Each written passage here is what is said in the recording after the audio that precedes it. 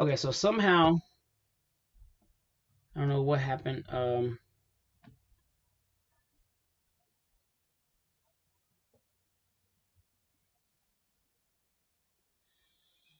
don't even know if we're still streaming anymore. Let's see.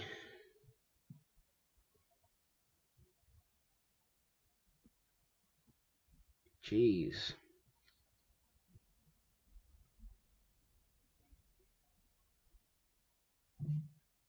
Okay, sorry about that, guys. Something just happened to the Wi-Fi. It disconnected the OBS. We're back though.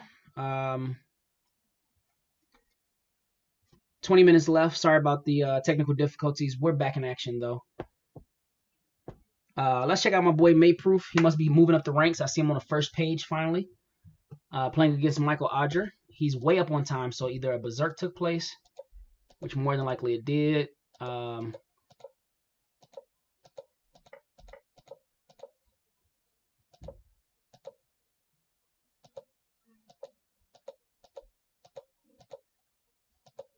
All right, this is just vintage Remy.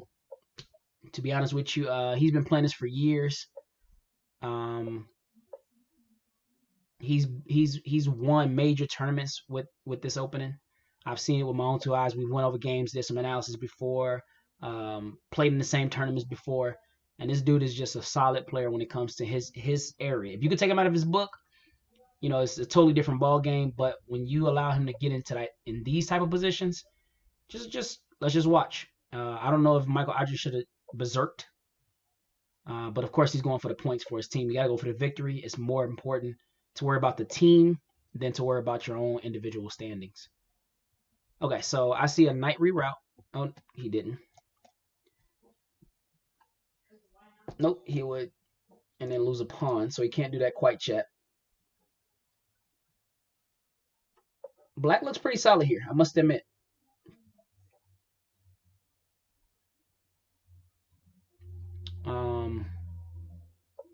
Actually, I actually changed my mind. This is pretty even.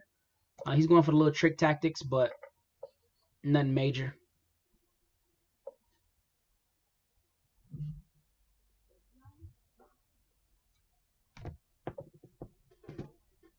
All right, I see activity.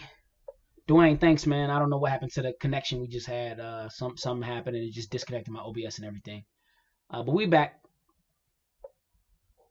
Okay, so if black cannot get this pawn to compromise itself, white's gonna have a very solid transition into the endgame. I don't really see how he can get this pawn here. Oh, now he dropped. Okay, no.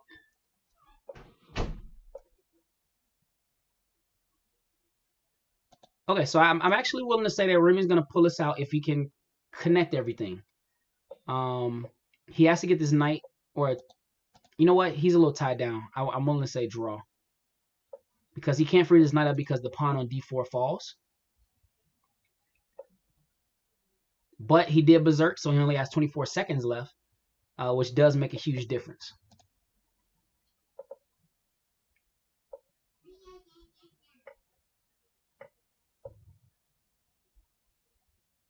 He can't leave too far. Yeah. Let me see what should be his method. All right, go here and blockade. Whoa, he couldn't do that. He could not do that. The knight's holding. Yep, berserking in a very complex position. This will do this to you every time. Push. He tries to get some counterplay.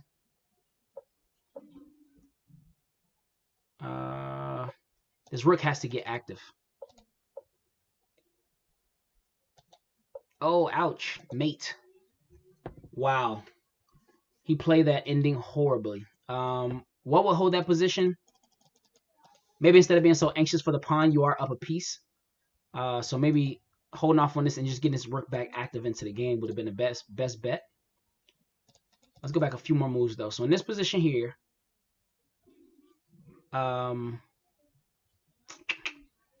think actually coming here is much faster. and just pushing, because he still has to play rook in this position. Let's go to the analysis board real quick. So in this position, instead of playing here like he did, I think I would have played here. Yeah, that's what he played. I would have came here. If he doesn't play this instantly, he's not going to get this pawn. So for example, let's say instead of allowing this pin here, he goes king up. All right, you snap this. Now if he tries to come down, you snap this as well. He gets nothing. Okay, so he's actually forced to play rook here immediately. You instantly get this push here. King gets off the file, and you push again. And this is what I mean by having some type of threat looming, where you force him to respond to you as opposed to letting his king come in and finagling and doing all that little tricky stuff and then mating you in the corner. So just because you're up a piece, that's where most people fail. They automatically go into this default mode of, oh, let me just cruise. No. You still have to make threats. That's what got you the lead in the first place. If that's what got you the advantage or the benefit, keep doing it. He went passive, right? He went passive in the game, and that cost him. Now the king comes in, poses a threat, comes in again, poses a threat, checks him now, poses a threat, steps over, poses a threat. It's just too many threats. All right. Even in this position, he has no answer. So if knight tries to step somewhere else, he gets back rank mated. All right. If knight does nothing, which was probably the better bet, because there is no mate if he checks him, he probably should just push pawn. That was probably better. He takes here to try to get you in a mate net. You step over. He steps up again. Try to get your mate net. You step over. All right. Now the rook will try to go to this file, and you at least have a chance to flag him with the few seconds that's left, because I want to say he had like 8 seconds. So to actually know the ins and outs of this little end game, I mean, it is what it is.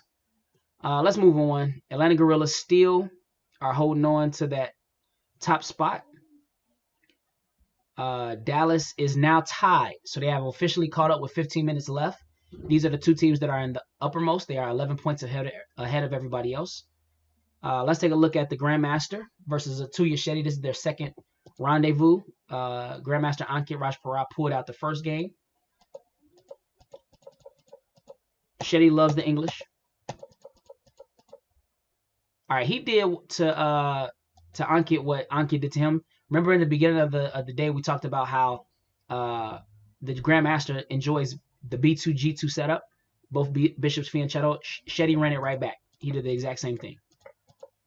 Psychological tweak, I don't know, but I like it. It smells of a little testosterone. You know what I mean? Whoa! Grandmaster snaps the bishop. Let me see if I can figure this out before I move forward and see what he did. Or is that just an error?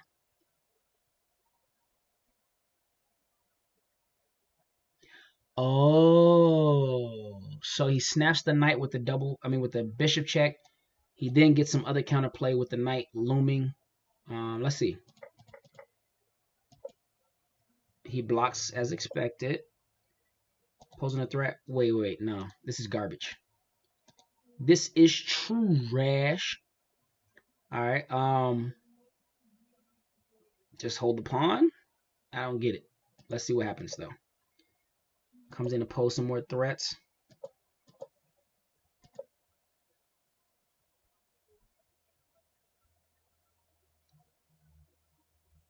Knight F2. Nah, he's gonna try some little tactics, but Shetty, I think, is experienced enough to know better. Whoa, I bite my tongue here.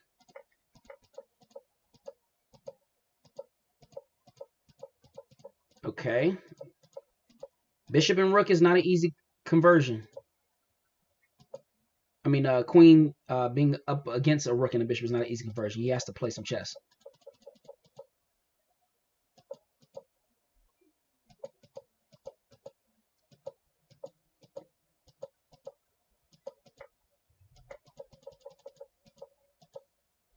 And Shetty's about to lose on time. Being a queen up. This guy's moving fast. All right, he's about to... I don't think he's going to convert in 2 seconds. Shetty's fast, but I don't know if he's that fast. Wow. I think these guys are really drinking the Kool-Aid, if you ask me. Just because somebody's a grandmaster doesn't strike fear in my heart. Okay, it's a great accomplishment. Congratulations, kudos to you. All right, a round of applause. I hope to get there one day and be a grandmaster myself. But when you're sitting across that chessboard, I don't care what your rating is, what your rank is, what your title is. You gotta play some chess. And these guys look like they're just buckling and overthinking because he's a grandmaster. Come on, man, play some chess. Dallas Bulls takes the lead with that one. Now they are now up a point over the Atlanta Gorillas.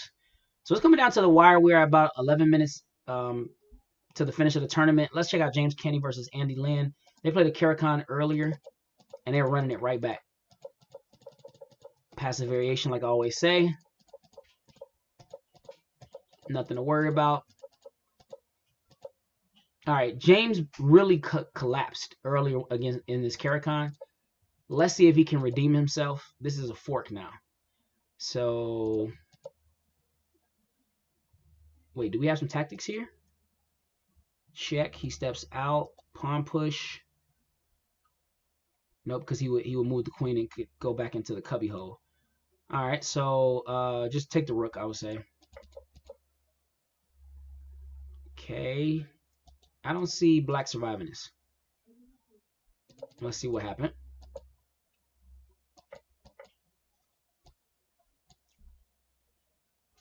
What is the move here? He's in trouble, but it's not clear. Okay, so if knight comes, rook just, oh, beautiful. Nice move, James.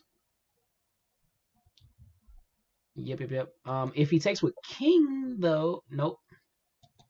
All right, so this is just resignable. There's ample time. You're about to lose an entire queen. I don't know what he's waiting on. His team really needs to keep it moving if they're going to catch the Dallas Bulls. So this is a waste of time. You know, when you're down to the last 10 minutes and your team is almost in first place, they're you know, I know you don't want to lose the game. You want to see if you can win it, but it's a waste of time. He should really move on and just get another victory, get some more points. He couldn't take knight after queen h6, rook h7. All right, let me see what you mean. D falls 30. He couldn't take knight after queen h6.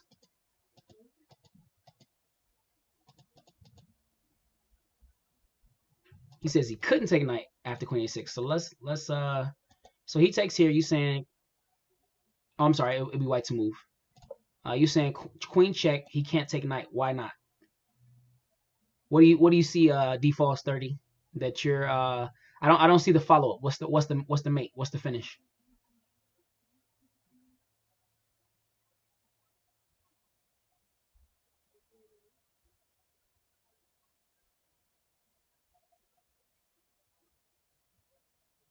All right, let me know what your continuation is. I can definitely go back to that. That is James Kenny and Andy Lynn. Just let me know what your follow-up sequence is, and we can take a look at it in a little bit. All right, so black resign. Like I said, Canty won. Waste of time. No finish, my bad. He takes knight. Yes, sir. Gotcha. All right, so now this is a 2-point lead. They're going to need, so generally, if you depend on your top board to try to catch you up, that's, of course, your first level of defense. But really what will be fantastic is if these lower boards can start to lock it down and just start really fireballing some points off. Because sometimes it's easier for you to do it on these levels, the 4 and 12, than it is to do it on the higher levels.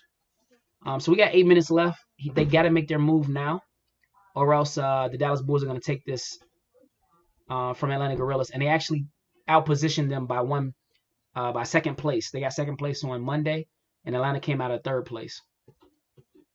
All right, so let's get into another game. I see my boy Akash Maduri has made it into the one of the top boards. He's playing Andy Lynn as well. Let's see. Ooh, okay. So this is going to be some... Okay, I thought he might have had a castling problem, but I guess not.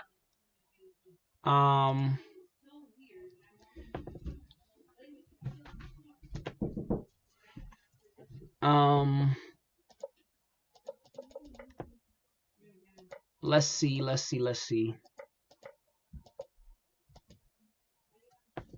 So So we got a bishop pair. We got open diagonals. We got the rook centralized on the C and D files. This is looking like a problem for black, but you never know. Knights are tricky because they can pose a lot of forks. But you gotta take it a step at a time. Now this knight has bad scope. All right, it can't hit any of his good squares. The light square bishop is holding it hostage, and the pawn on B3 is also stopping it from getting progress as well. Now both of these guys are lightning fast, so if it does get down to a last second blitz, it should be very interesting. If Akash can keep it moving, that's a pawn, right? He gets this one though. All right, they actually have a very close. Nope, it's not actually. He's 7-2. All right, this should be interesting. I'm curious as to who's going to pull this one out. What happened to LA Mambas? Are they just bullet specialists? I'll take a look and see what their scores are. Shetty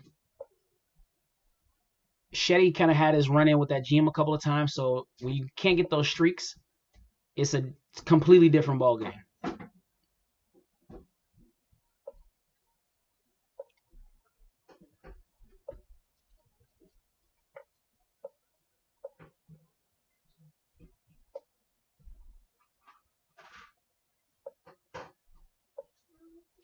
Okay, so it looks like Akash is gonna have some problems because of time.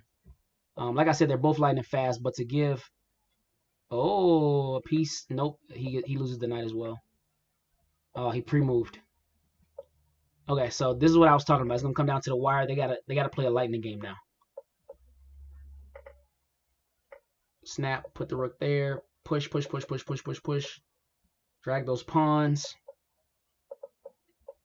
All right, so this is just gonna be, it's gonna get a little sloppy. Push, check, step over. You gotta push the pawn. Push the pawn. Wow. Oh, 0.13 seconds, a tenth of a second difference. Let's take a quick look at the standings. We got 4 minutes and 45 seconds left for the tournament. LA Mambas is creeping up. They're still in third, so it doesn't look like, based on the time that's left, that they'll get out of third. But Miami Lions is right on their heels, so third place is still up for grabs. The question is, will International Master Tuya Shetty do it, or will National Master Canty hold his team down? And they just took over third place. So LA Mambas is out of the standings as of right now. Dallas looks like they have a commanding lead. So they should be able to pull out the first place, and then Atlanta Guerrillas should be right behind them in second. So on Monday with our bullet, Dallas and Atlanta both placed in the top 3.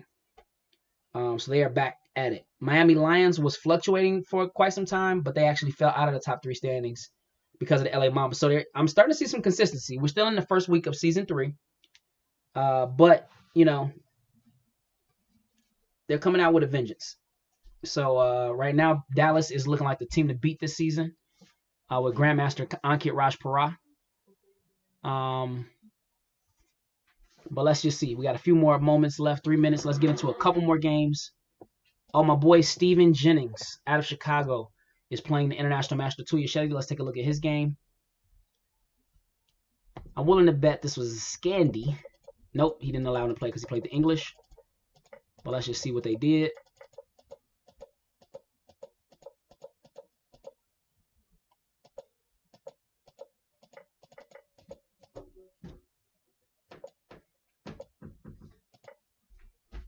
So, like, for example, in this position, this is what I mean just by the psychology of playing high-rated players.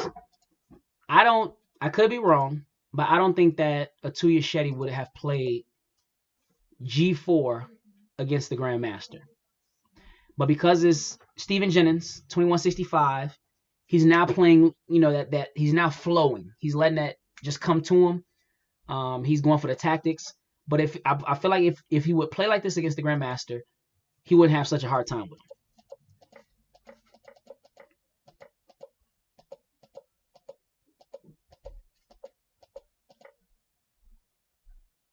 Okay, so he's going for this back door.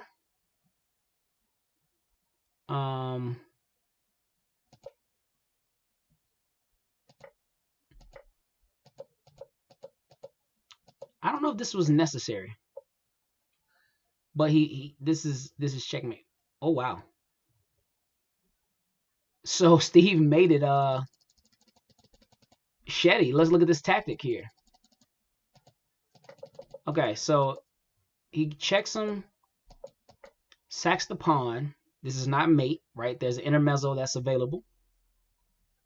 Steve finds the rook check. He knows that it's very dangerous. He might get, if the game is practically almost over. He finds the amazing rook h2. Wow. This is forced. He can't do anything else because, you know, the queen is now supported with the rook. So f2 would fall. He then moves, captures h2, checks him there. If he goes back, this is over. All right, so he's forced to go up and try to hold his position. All right, he checks him. Checks him again. Checks him again. And he has several opportunities. He could have went here, then there, went back. You know, there's 1,001 checkmates, but sweet move. That might be the game of the tournament. Stephen Jennings upsets the international master. Very impressive. I think that's going to kill LA Mamba's opportunity to come back. So it's going to look like we're going to end. Oh, wait. Somebody just won that fast. I just bit my own tongue. All right. So they jumped into third and took over the Miami Lions. Let's look at that because first and second is pretty much sold up. Let's see if we have any top boards from either the Miami Lions or the LA Mambas. So this is too much time, right? I don't think this game is going to finish within the next 25 seconds. So I don't think that one's going to matter. So LA might have slipped into that third spot. Yep, they might have slipped into that spot. Angel should be aware of his team being in third, so he knows better than to resign. Let's see. Do we have any other Miami Lion players? We got Disco Steve. So that is ball game, I believe. All right, tournament is complete. LA Mamba secures the third place spot by 1 point and takes it out of the grasp of the Miami Lions. On the stat sheet, it looks very, interesting. But remember, in the NBL season, it is a team total that really matters. So even though they only got out of third place by 1 point, that 1 point won't really make that much of a difference by the time we get through the regular season. So first place, shout out to Grandmaster Ankit Rajpara leading his Dallas Bulls. Head coach Mark Johnson.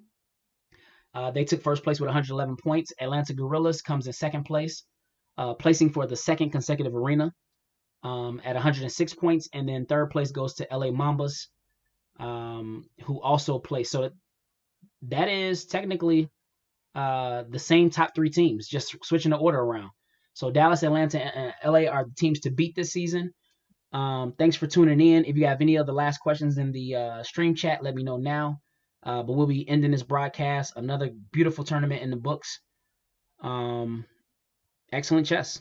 But let's for sake of getting through the rest of the standings, let's look at everybody else. We have San Francisco Stingrays in fifth, led by Akash Maduri.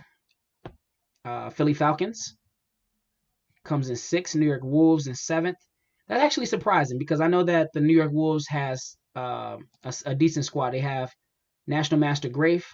They have National Master Sean Martinez, who is smackmate here, and they have several strong players, experts. Finest is on that team as well. So you have a very solid team. I'm actually shocked that they came down all the way to seventh. And then we had Chicago for the second consecutive arena, placing in the bottom. They got ninth place tonight.